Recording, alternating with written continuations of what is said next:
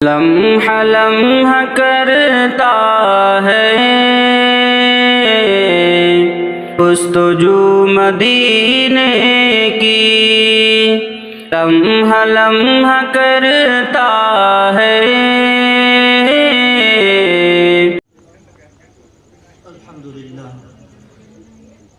الحمدللہ وحدہ والصلاة والسلام علی من لا نبی بعدہ، اما بعد، اعوذ باللہ من الشیطان الرجیم، بسم اللہ الرحمن الرحیم۔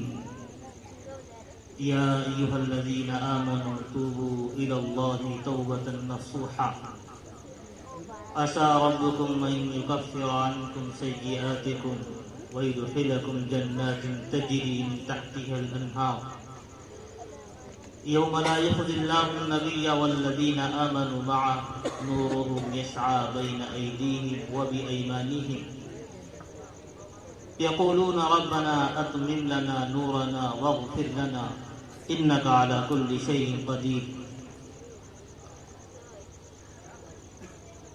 وقال النبي صلى الله عليه وسلم كل بني آدم خطاؤون وخير الخطائين التوابون، أو كما قال عليه الصلاة والسلام۔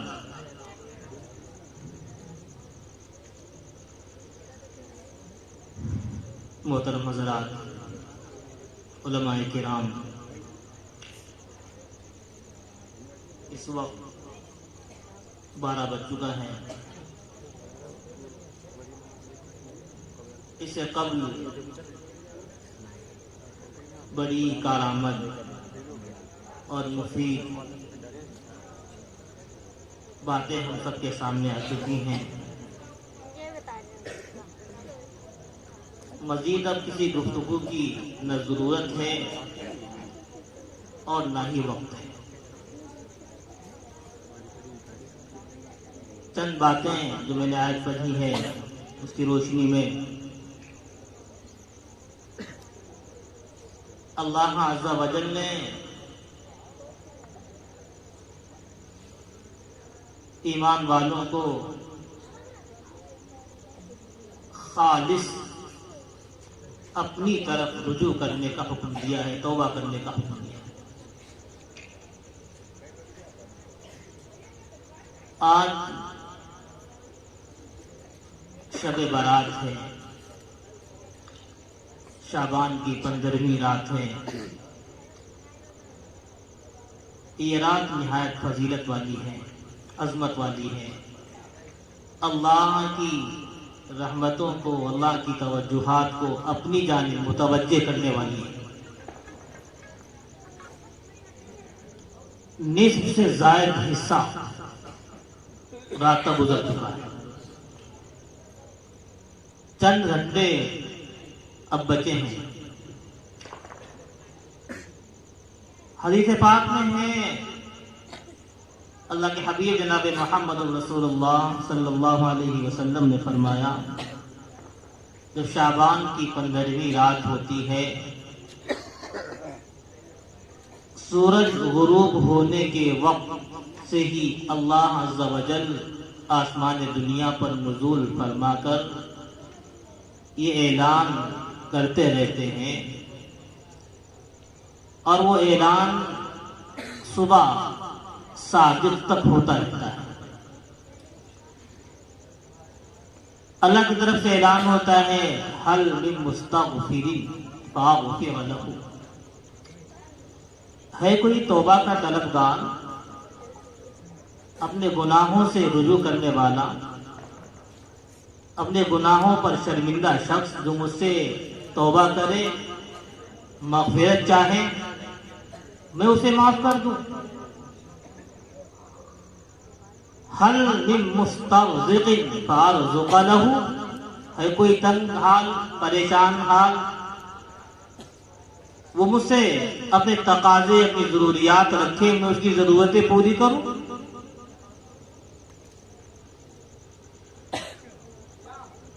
الغرض پوری رات اللہ کی طرف سے مختلف اعلانات ہوتے رہتے جو ہو رہے ہوں۔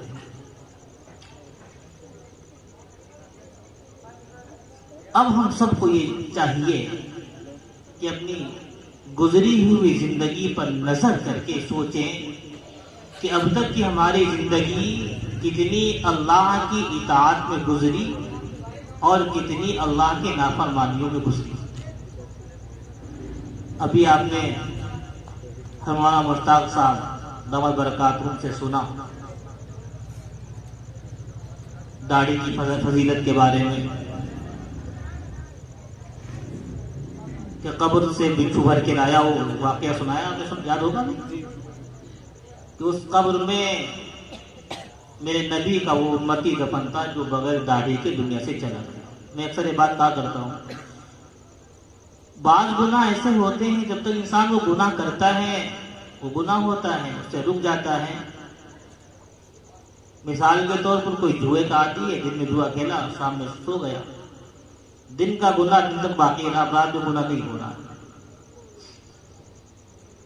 یا اور کوئی گناہ کا عادی ہے، لیکن داڑھی کا ایک گناہ ایسا ہے جو ہر وقت، بات سمجھ میں نہیں، داڑھی نہ رکھنے کا گناہ ایسا ہے جو ہر وقت جاری ہے، ہر وقت جاری ہے محترم بزرگوں۔ اس لیے اپنے چہروں کے اوپر اللہ کے حبیب جناب محمد رسول اللہ صلی اللہ علیہ وسلم کی سنت کو سجاؤ، اپنے چہرے کو اللہ کے حبیب صلی اللہ علیہ وسلم کے جیسا چہرہ بناؤ۔ کل قیامت کے دن جب نفسی نفسی کا عالم ہوگا، ہر شخص پریشان ہوگا، سفارش کے لیے مختلف انبیاء کے پاس لوگ جائیں گے، آدم کے پاس جائیں گے، نوح کے پاس جائیں گے، ابراہیم کے پاس جائیں گے، آپ شفاعت کر دیں، آپ سفارش کر دیں، وہ سب عذر کر دیں گے، یہ میرے بس کی بات نہیں ہے، محمد کے پاس جائیں۔ محمد صلی اللہ علیہ وسلم کے پاس جب سفارش کے لیے جائیں گے، شفاعت طلب کرنے کے لیے جائیں گے، اور میرے آقا صلی اللہ علیہ وسلم سفارش کریں گے، شفاعت کریں گے، اس موقع پر اگر میرے نبی نے مجھ سے، آپ سب سے ایک سوال کر لیا تو کیا؟ دل پہ ہاتھ رکھیے، میرے نبی نے اگر مجھ سے، آپ سے ایک سوال کر لیا، ذرا یہ بتا تو میری شفاعت کی تمنا اور امید لے کر کے میرے پاس آیا ہے، ذرا یہ تو بتا تجھے میرے چہرے میں کون سی کمی نظر آئی تھی جو تو نے اپنا چہرہ میرے چہرے جیسا نہ بنایا۔ بات سمجھ میں آ رہی؟ کوئی جواب ہوگا ہمارے پاس؟ جی کوئی جواب ہوگا؟ محترم بزرگوں، نوجوانوں، اس وقت کوئی جواب نہیں ہوگا، کوئی جواب نہیں ہوگا۔ اس لیے اپنے چہرے پر داڑھی ایک قانون فطرت ہے، میں بتاؤں، اور کبھی اکثر میں بات کہتا بھی رہتا ہوں، اللہ تعالیٰ نے انسانوں میں دو جنسیں بنائی، مرد اور عورت، دو جنسیں، مرد اور عورت، دونوں کی جسمانی ساخت مختلف بنائی، مرد کی کچھ ہے، عورت کی کچھ ہے۔ اللہ نے اسی طرح ظاہری اعتبار سے جس طریقے سے فرق رکھا ہے، اندرونی اعتبار سے بھی فرق رکھا ہے۔ مرد کے ذمہ اللہ نے باہر کے کام، وہ کام رکھے جو طاقت طلب ہے، محنت طلب ہے، وہ مرد باہر رہ کر کے پاوڑا چلا سکتا ہے، محنت کر سکتا ہے، مزدوری کر سکتا ہے، لیکن اگر اس سے کوئی 2 گھنٹے بچے کو گود لے لے نہیں دے پائے گا۔ بات سمجھ میں آ رہی؟ 2 گھنٹے بچے کو گود لینے کو کہتے تو ہاتھ درد کرنے لگے گا، دن بھر پاوڑا چلا دے گا۔ ایک ماں ہے، وہ پورا دن اپنے بچے کو سینے سے چمٹائے، کیا کرتی؟ اللہ نے وہ خصوصیات اس کے اندر رکھی۔ میں عرض کر رہا تھا کہ اللہ نے مرد و عورت کی بناوٹ میں اور بہت سی چیزوں میں فرق رکھا ہے، انہی میں بات سمجھنے کی ہے۔ اللہ نے مرد و عورت کے جسم پر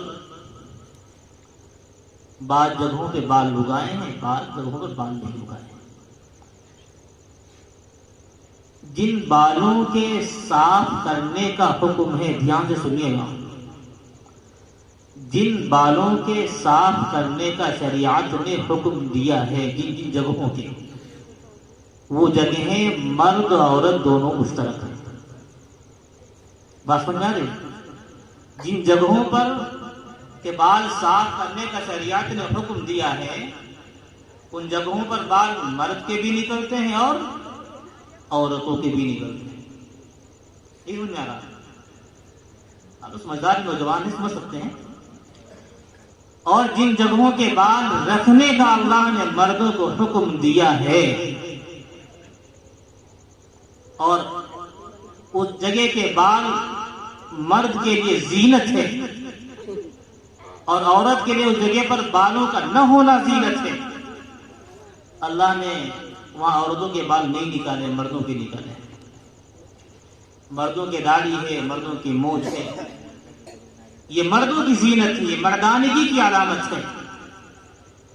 عورت کے لیے زینت یہ ہے کہ نہ مونچھ ہو نہ داڑھی ہو، وہ عورت کے لیے زینت ہے۔ ہم زبردستی کیوں اپنے آپ کو عورتوں جیسا بناتے ہیں؟ عورتوں جیسا۔ قیامت کی نشانیوں میں سے بڑی نشانی یہ بھی ہے کہ مرد عورتوں جیسا بننے کی کوشش کریں گے اور عورتیں مردوں جیسا۔ آج سمجھ رہا ہے؟ عورتیں مردوں والے لباس میں آ گئی، مرد عورتوں جیسے۔ اس لیے محترم بزرگوں، اللہ کے حبیب صلی اللہ علیہ وسلم کے طریقوں کو دل و جان سے اپناؤ۔ اب تک جو زندگی معصیات میں، نافرمانیوں میں گزری ہے، آج کی اس مغفرت والی رات میں اللہ کے سامنے رو کر گر گرا کر کے توبہ کرو، اے اللہ مجھے معاف فرما دے۔ توبہ کہتے ہیں کہ جب تک جو گناہ ہو گیا، گناہ پر دل سے شرمندگی ہو، ندامت ہو کہ اللہ یہ گناہ ہو گیا، آئندہ گناہ نہیں کروں گا، آئندہ نہ کرنے کا پختہ ارادہ ہو۔ جو گناہ ہو گیا پر شرمندگی، اللہ گناہ ہو گیا، آئندہ نہ کرنے کا پکا ارادہ کرتے ہیں، آگے رکھیں گے انشاءاللہ۔ آج اس بزم میں نوجوان ہمارا طے کر لے کہ انشاءاللہ گناہ کو چھوڑنے میں نفس پر آرے چلتے ہیں۔ خود دھیان رکھیے گا، بڑی پریشانی ہوگی، بڑی دقتیں ہوں گی، لیکن جب نفس کو اللہ کی اطاعت کا عادی بنا لیں گے تو یہ نفس اللہ کی اطاعت کا عادی بن جائے گا، گناہوں سے نفرت کرنے لگے گا، اللہ کی اطاعت میں لگے رہیں گے۔ اللہ کے حبیب صلی اللہ علیہ وسلم کی جو معصور دعائیں ہیں، ان میں ایک دعا بھی ہے، اللہم حبب الینا الایمان وکرہ لنا الکفر والفسوق والعصیان۔ اے اللہ جی ہمارے دل میں ایمان کو، ایمان کی محبت، طاعت کی محبت جما دے، کفر کی، فسق کی، گناہ کی نفرت اللہ ہمارے دل میں ڈال دے۔ لیکن نبی صلی اللہ علیہ وسلم دعا کیا کرتے تھے، ہم لوگ بھی دعا کریں تو آج سے طے کریں انشاءاللہ گناہوں سے مکمل اجتناب کریں گے انشاءاللہ۔ اگر ہم نے طے کر لیا تو پچھلے گناہ سمجھ لیجیے معاف، آئندہ سے نئے سرے سے ہماری زندگی شروع۔ پھر گناہ ہوں گے، ابھی تو بات سنائی نا تو لطیفہ تھا، لیکن بات حقیقت ہے۔ ہم لوگ انشاءاللہ تو کہہ دیتے ہیں، لیکن انشاءاللہ وہی ہوتا ہے جسے وہ چلہ لگا کے عورت کی داڑھی کی بات کر رہے ہیں۔ تو انشاءاللہ دل سے انشاءاللہ گناہوں سے پکی توبہ کرنا ہے۔ آئندہ گناہ پھر ہوں گے، ہمیں پریشان ہونے کی ضرورت نہیں۔ آقا کریم صلی اللہ علیہ وسلم نے فرمایا کل بنی آدم خطاؤن، کہ سارے کے سارے انسان گناہ گار ہیں، خطا کار ہیں، ان سے گناہ ہوتے ہیں، گناہ ان کی طبیعت فطرت کے اندر داخل ہے، گناہ کا میدان ان کے اندر رکھا گیا ہے، ان سے گناہ ہوں گے۔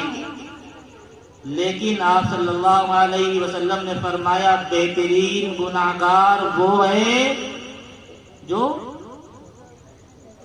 توبہ کرنے والا ہے۔ گناہ ہو گیا پھر توبہ کیجیے، پھر گناہ ہو جائے پھر توبہ کیجیے، جتنی بار گناہ ہو اتنی بار توبہ کیجیے، بار بار استغفار کیجیے، میرے آقا کریم جناب محمد رسول اللہ صلی اللہ علیہ وسلم 100 مرتبہ دن میں استغفار. آپ تو گناہوں سے معصوم تھے. انبیاء گناہوں سے معصوم ہوتے سے گناہ نہیں ہوتے. گناہوں کا صدور انبیاء سے نہیں ہوتا. اللہ کی طرف سے معصوم ہوتے, محفوظ ہوتے. ہم عام انسان سے گناہ ہوں گے, گناہوں سے پریشان ہونے کی ضرورت نہیں. گناہ ہو جائے فوراً توبہ کر لیجیے, اللہ کی رحمت متوجہ ہو جائے گی. جب یہ معمول بنا لیں کہ گناہ ہوا توبہ کر لی, گناہ کا پختہ ارادہ نہ کریں. میں ایک بات اکثر کہا کرتا ہوں, ایک ہوتا ہے گناہ کرنا اور ایک ہوتا ہے گناہ کا ہو جانا. ایک ہوتا ہے گناہ کا کرنا, ایک ہوتا ہے گناہ کا ہو جانا. بات سمجھیے گا. گناہ کا کرنا یہ ہے کہ انسان پورا منصوبہ بنائے, پلاننگ تیار کرے, کسی گناہ کے کرنے کی یار دوستوں کو بولا یہ کرنا ہے, یہ کرنا ہے, ایک منصوبے کے تحت یہ بولا. گناہ ہو جانا گناہ کا ارادہ نہیں تھا, کوئی ارادہ نہیں تھا, حالات ایسے بنے, گناہ ہو گیا. گھر سے باہر نکلے, سامنے بے پردہ عورتیں نظر آ گئی, نگاہ پڑ گئی, نگاہ کا گناہ ہو گیا. کوئی ارادہ نہیں. کہیں تنہائی میں کوئی خاتون مل گئی, گناہ ہو گیا. گناہ کا ارادہ نہیں تھا. انسان جو گناہ کرتا ہے اس کو توبہ کی توفیق جلدی نہیں ہوتی. جن سے گناہ ہو جاتا ہے ان کو توبہ کی توفیق جلدی ہو جاتی ہے. اس لیے محترم بزرگوں, گناہ کا ہو جانا یہ ہم انسانوں کی سرشت میں ہے, فطرت میں ہے. گناہ ہوں گے لیکن بہترین گناہ گار بنو کہ جب گناہ ہو جائے فوراً اللہ سے توبہ کر لو, فوراً اللہ سے توبہ کر لو. اللہ کی رحمت متوجہ ہوگی. یا ایھا الذین آمنوا توبوا الی اللہ توبۃ نصوحا, سچی پکی توبہ کرو. عسى ربکم ان یکفر عنکم سیئاتکم, اللہ تمہارے تمام گناہوں کو معاف کر دے گا, مٹھا دے گا. کفارہ یکفر, مٹھا دینا. اللہ تمہارے گناہوں کو, سیئات کو معاف کر دے گا. وَيُدْخِلَكُمْ جَنَّاتٍ تَجْرِي, اور تمہیں اسی جنتوں کے اندر داخل کرے گا. تَجْرِي مِن تَحْتِهَا الْأَنْهَارُ, ان کے درمیان سے نہریں جاری ہوں گی. يَوْمَ لَا يُخْزِي اللَّهُ النَّبِيَّ وَالَّذِينَ آمَنُوا مَعَهُ, اور اس دن یعنی قیامت کے دن, محشر کے دن, اللہ تبارک و تعالیٰ نہ اپنے نبی کو رسوا کرے گا اور نہ اپنے نبی کے ماننے والوں کو رسوا کرے گا. بے شک. یوم لا یخزی اللہ النبی والذین آمنوا معه نورهم یسعى بین ایدیہم وبایمانہم یقولون ربنا اتمم لنا نورنا واغفر لنا انک علی کل شیء قدیر. محترم بزرگوں, گناہوں سے سچی پکی توبہ کرو اور اللہ تبارک و تعالیٰ سے دل میں تہیہ کر کے کہ جب تک جو باتیں کہی گئی ہیں, بہت ممکن ہے کچھ باتیں ایسی نکل گئی ہوں جو غیر مناسب ہوں, اور بہت ممکن ہے کہ آپ کے سننے میں خطا ہو گئی ہو. اللہ تبارک و تعالیٰ جو غلطیاں کہنے میں ہوئی ہوں, جو غلطیاں سننے میں ہوئی ہوں, ان کو معاف فرما دے. جو باتیں ہم سب کے نفع کی ہوئی ہوں, اللہ تبارک و تعالیٰ ان سب باتوں کو ہمارے لیے نفع بخش بنا دے اور آمین. عمل کرنے کی توفیق عطا فرما دے. آمین. وقت بہت ہو گیا ہے, دعا کر دیجیے. وما علینا الا البلاغ.